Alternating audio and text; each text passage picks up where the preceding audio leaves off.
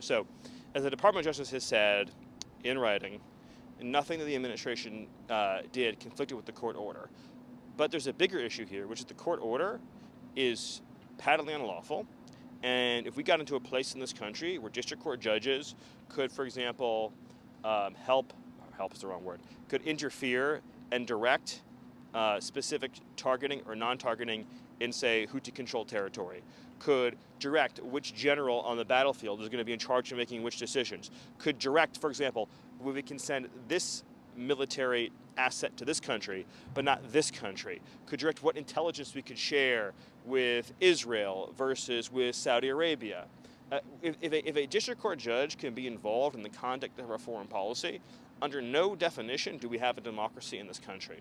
I mean, not to get too philosophical, but for a long time in this country, power has been concentrated principally in two areas: the unelected bureaucracy and the unelected judiciary.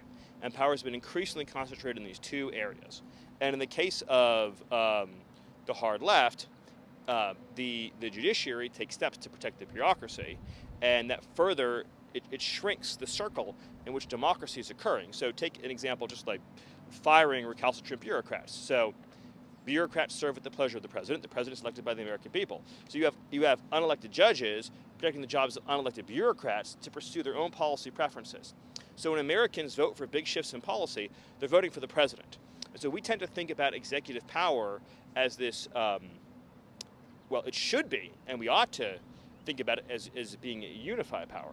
But what it's become increasingly is a severed power, and more of it has been accumulated in the bureaucracy.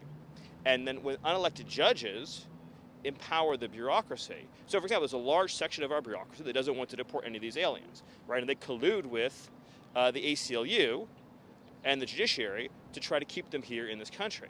So this is really about the restoration of democracy and saying that the person that's elected by the whole American people can implement these big policy shifts. Otherwise, what you have, which has unfortunately afflicted a lot of the Western world, is a situation where voters can't vote for the change that they want.